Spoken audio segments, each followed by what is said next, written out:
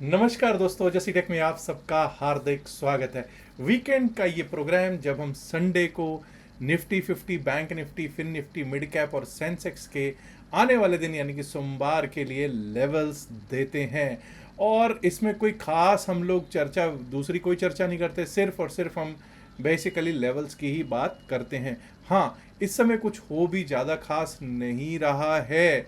क्यों? क्योंकि अभी ईरान में आपको पता है अल खमैनी साहब के जो फ्यूनरल है वो चल रहा है और इस समय ज़्यादा जोर इंटरनेशनली वहीं पर लगा हुआ है। तो मार्केट किस तरफ चल सकती है उस पर चर्चा करें। तो उससे पहले दो तीन फैक्ट्स मैं आपको दे देता हूँ। पहली बात तो फैक्ट ये है कि निफ्टी मिड कैप अभी भी अपनी ताकत बरकरार रखे हुआ है, 9 डेमा के ऊपर ही चल रहा है। बैंक निफ्टी भी हालांकि आइडियल सिचुएशन ऑफ बुलिशनेस पे तो नहीं आया है, लेकिन 9 डेमा और 20 डेमा 50 डेमा के ऊपर ही स्थित दिखाई दे रहा है। निफ्टी बैंक भी, निफ्टी 50 और सेंसेक्स सिर्फ 200 डेमा है जिसको पार करना रह गया है और उसके बाद हम इसको कह सकेंगे कि बुलिशनेस आनी तैयारी हो गई है। लेकिन निफ्टी 50 और सेंसेक्स ने काफ़ी अच्छी रिकवरी की है और इस समय जब आपको मालूम है जून में जब हम क्लोज हो रहे थे तो ऑलमोस्ट जो जून के हाइस थे वो हम लास्ट डेज ऑफ जून में लगा रहे थे और जुलाई में हम हाइज ऑफ जून के ऊपर ही चल रहे हैं, ऊपर ही बैठे हुए हैं। और क्या अब हमारा 24,300 24,400 के जो बड़े रेजिस्टेंसेस हैं वो टूटेंगे या नहीं टूटेंगे? आइए उन पर चर्चा करते हैं। आइए सबसे पहले तो हम यही देखेंगे कि एफ और डी का डेटा क्या कहता है। एफ डी करके गए हैं क्या? अगर हम बात करेंगे एफ की तो एफ 1355.33 करोड़ 1355.33 करोड़ के कैश में नेट बाय में बैठे हुए दिखाई दे रहे हैं। तो भाई कई लोगों की तो बांछें खिल गई होंगी कि भाई कैश में ये नेट बायर्स बने हुए हैं। अच्छी बात है। DIIs घरेलू संस्थागत निवेशक 1953.89 करोड़ 1953.89 करोड़ के कैश में नेट सेल में बैठे हुए दिखाई दे रहे हैं। अब जरा बात कर लेते हैं कि डेरिवेटिव्स का स्टैटिस्टिक्स क्या कहता है। क्या डेरिवेटिव्स का स्टैटिस्टिक्स भी बुलिशनेस दर्शा रहा है या कोई खेला हो सकता है? ये रहा साहब एफ का डेरिवेटिव्स का स्टैटिस्टिक्स फॉर द 3 जुलाई 2026। यहाँ हमको देखने को प्राप्त हो रहा है कि बैंक निफ्टी के फ्यूचर्स को विदेशी संस्थागत निवेशक बेच के गए हैं जी। फिन निफ्टी के फ्यूचर्स में भी वो सेलर ही बने हुए हैं। मिड कैप निफ्टी फ्यूचर्स में भी बिकवाली करके गए हैं एफ। लेकिन जब हम डेटा देखते हैं निफ्टी 50 के फ्यूचर्स का यानी कि benchmark Indian stock market index के फ्यूचर्स का, तो वहाँ हमको पता चलता है कि भारी भरकम बम्पर बम्पर बाइंग करके गए दिखाई पड़ रहे हैं हमारे प्यारे विदेशी संस्थागत निवेशक। चलिए दोस्तों अब सीधा चलते हैं निफ्टी 50 के लेवल्स पर। जब हम निफ्टी 50 के लेवल्स को देखते हैं तो 24,270 24,270.85 पर क्लोजिंग हुई थी शुक्रवार वाले दिन।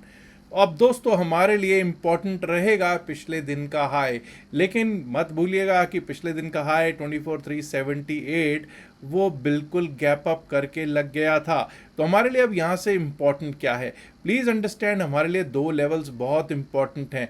एक तो 24,252 जो पिछले दिन का लो है और एक लेवल है 24,325 का, 24,325 का। जब तक हम 24,325 24,325 के ऊपर नहीं चलेंगे अपसाइड के बारे में नहीं सोचेंगे और जब तक लो 24,252 के नीचे नहीं जाते डाउनसाइड के बारे में नहीं सोचेंगे। अपसाइड में 24,378 का लेवल अगर हम 24,325 के ऊपर सस्टेन करते हैं, टिकते हैं, चलते हैं तो 24,378 को एक बार को स्ट्राइक करने के लिए जा सकते हैं, जो कि पिछले रोज़ का, पिछले वर्किंग डे का हाई है यानी कि शुक्रवार का हाई है। उसके ऊपर निकले तो अब ये जान लीजिए 24,378 टू 24,402 एक बार को ये सप्लाई जोन हो सकता है। क्यों कह रहा हूं? क्योंकि यहां पर कॉल राइटर्स की अच्छी खासी मात्रा में बैठे हुए कॉल राइटर्स हैं।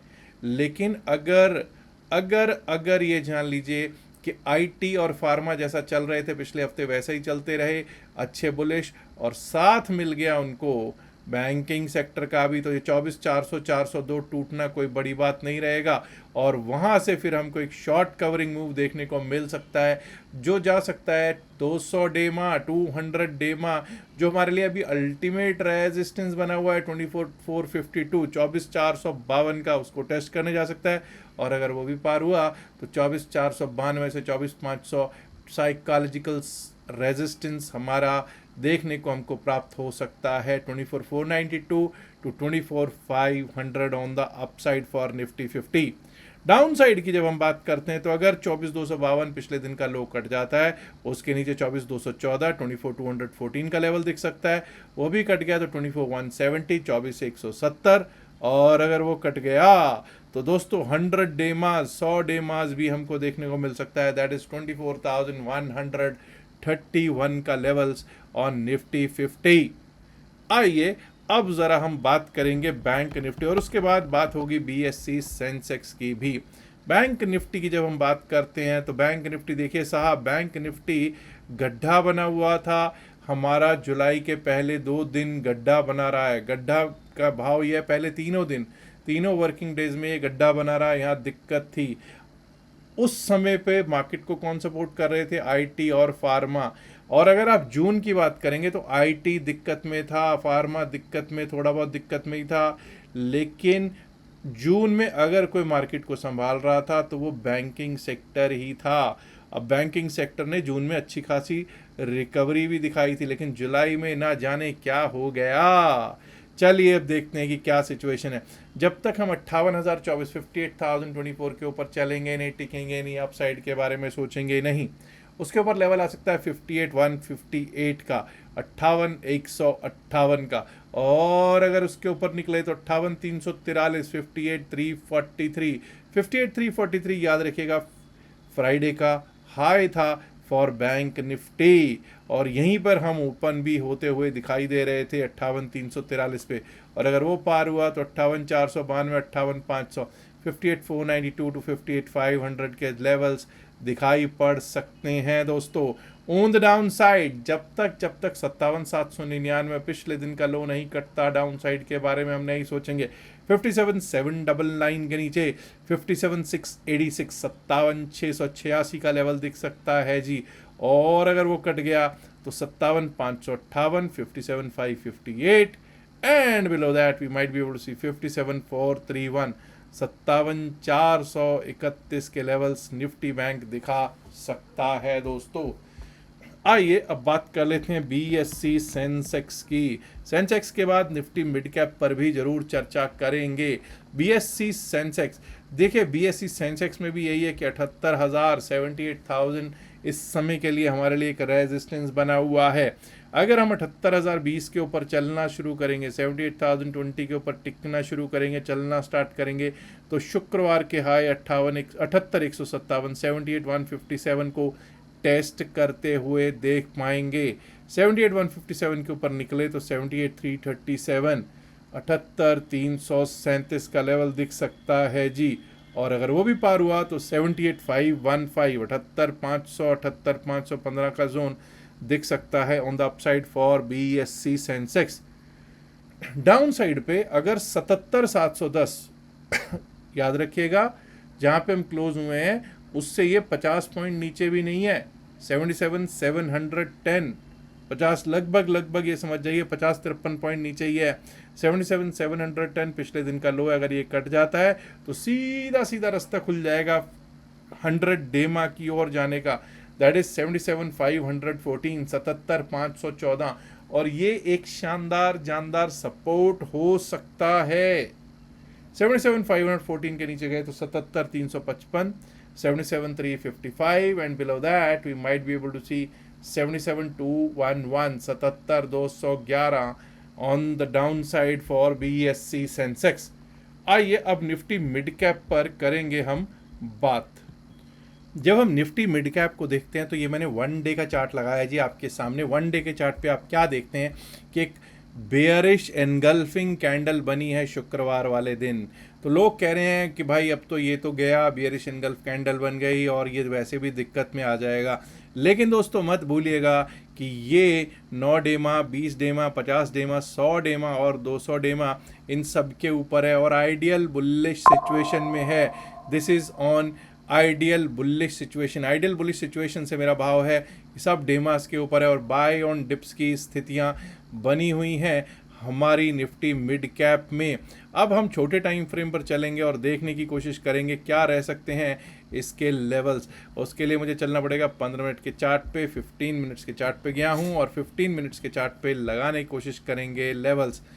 ये रहे साहब लेवल्स। 14,545 पर क्लोज है, 14,545 पर क्लोज, 14,602 के ऊपर ही अपसाइड के बारे में सोचेंगे। 14,602 के ऊपर चलना स्टार्ट करे, टिकना स्टार्ट करे, तभी अपसाइड के बारे में सोचेंगे। अब यहाँ से आप ये देखिए 14,629 का एक लेवल है, 14,629, और अगर वो पार हुआ तो 14,653 which is the high of Friday. 14,653 पार होने पर 14,678 के लेवल्स भी देखने को प्राप्त हो सकते हैं। डाउन साइड पे हालांकि लो जो है 14,518 का है, तो टेक्निकली तो हमको 14,518 के नीचे डाउन साइड के बारे में सोचना चाहिए, नो डाउट अबाउट इट।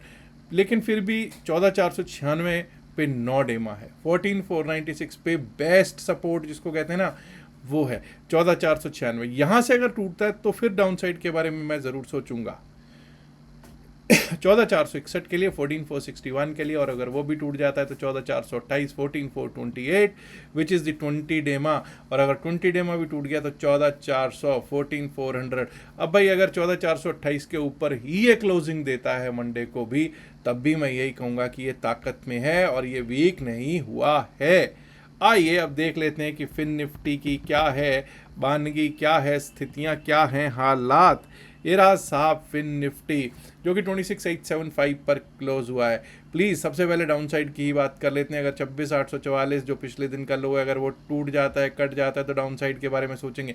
वहाँ से सीधा सीधा जोन दिख सकता है 26,774, 26,774 का, और अगर वो भी कट गया तो 26,710, 26,710। Below that we might be able to see 26,668, 26,668 का लेवल दिख सकता है जी। अप साइड में देखिए तभी हम अप साइड के बारे में सोचेंगे। अगर 26,916, 917 के ऊपर टिकने लगे, चलने लगे, तभी अप साइड के बारे में सोचेंगे। उसके बाद लेवल आ सकता है 26,980, 26,980 का। 26,980 के ऊपर निकले, टिके, तो हमारे लिए रास्ता खुला है 27,046, 27,046 का दोस्तों। अब that we might be able to see 27,097, 27,097, जो कि शुक्रवार का हाई भी है। अब ये तो बात हुई Nifty, bank Nifty, fin Nifty, mid cap और सेंसेक्स के लेवल्स की। बहुत लोग ऐसे हैं जो शुक्रवार को होल्ड करके गए हैं, ओखली में सिर दे के गए हैं, स्ट्रेस पैकेज खरीद के गए हैं। मैं क्या बोलता हूँ कि जो ट्रेडर होता है वो स्ट्रेस पैकेज खरीद के नहीं जाता, वो तो टूर पैकेज लेके वीकेंड पे कहीं घूमने जाता है। मैं कई बार कहता हूँ कि कोई गोवा जाता है, आजकल जैसे गर्मी है तो कोई शिमला, कोई मनाली, कुछ ऐसी जगह जाता है, ठंडी प्लेस में जाता है। लेकिन हमारे ट्रेडर्स जो होते हैं ना, कुछ वो ट्रेडर्स नहीं होते, वो बस सिर्फ जो चलती का नाम गाड़ी वाले हैं जिनको कुछ पता नहीं आता नहीं है। वो कोई कॉल होल्ड करके जाता है, कोई पुट होल्ड करके जाता है, फिर वो ना दिन सोते हैं, ना रात को चैन है, ना दिन में चैन है, ना रात में नींद है। वो वाली बात है। फिर वो जगह जगह वीडियोस देखते हैं और पूछते हैं भाई कल को गैप अप होगा, कल को गैप डाउन होगा। तो पहले ही बता दूं 11.83 पे इंडिया विक्स है।